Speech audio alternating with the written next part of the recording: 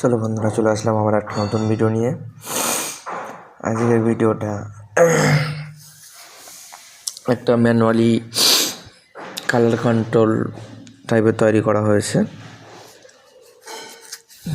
যেখানে automatic colour change হতে থাকবে এবং তুমি যদি সেটাখানে চাও তো কালার ম্যানুয়ালি চেঞ্জ করতে পারো এবং সেখানে একটা বেশ ছবি ইম্পোর্ট করে দিয়ে কত সুন্দরভাবে সেই জিনিসটাকে চেঞ্জ করতে পারবে।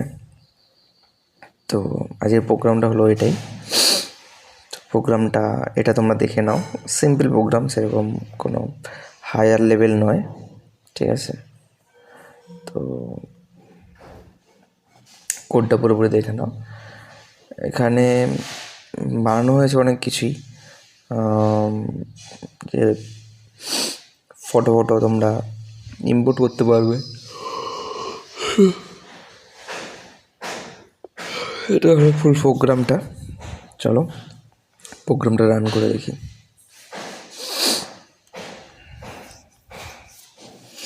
প্রোগ্রামটা রান করলাম, ল্যাপটপটা একটু স্লো হয়ে গেছে খুব সম্ভবত, দেখতে হবে। যাই হোক, তো তোমরা এখানে দেখতে পাচ্ছ প্রোগ্রামটাতে অটোমেটিক কালার চেঞ্জ হচ্ছে এবং তার স্পিডটা দেওয়া আছে। স্পিডটা বাড়াতে কমাতে পারো, ঠিক আছে? এখান থেকে অটো সাইকেল করা আছে, অটো সাইকেলটা আমি যদি অফ করে দিই তাহলে একটাই কালার থাকবে, ঠিক আছে? এখান থেকে তুমি কালারও চুজ করতে পারো। ফর এক্সাম্পল আমি এটাকে চুজ করলাম, তাহলে আমার অটো সাইকেলটা বন্ধ হয়ে যাবে, এই কালারটা চলে আসবে, ঠিক আছে? তুমি অটো সাইকেলটা স্টার্ট করে দিলাম। এবার ধরো আমি এখানে এটাকে যদি একটু বাড়িয়ে দিই 10 থেকে, তো এটা ধীরে ধীরে যাবে, দেখো পুরো আস্তে আস্তে চেঞ্জ হচ্ছে। এটা যদি কমিয়ে দিই খুব ফাস্ট চেঞ্জ হবে, ঠিক আছে?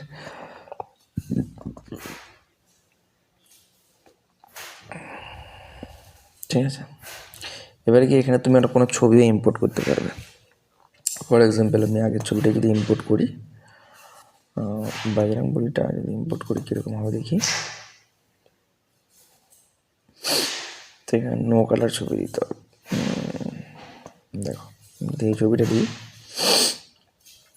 ঠিক আছে? এটা অটোমেটিক কালারগুলো চেঞ্জ হতে থাকবে। একটু স্পিডে নিয়ে নিয়ে,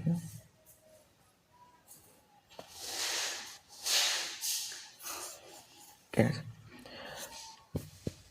কালারটা চেঞ্জ হচ্ছে, ঠিক আছে? তুমি চাইলে এখানে আউটপুটটাকে সেভও করতে পারবে, ঠিক আছে? আমি সেভ করছি না, ফালতু এগুলো লাভ নেই। তো আজকের প্রোগ্রাম ছিল এটাই।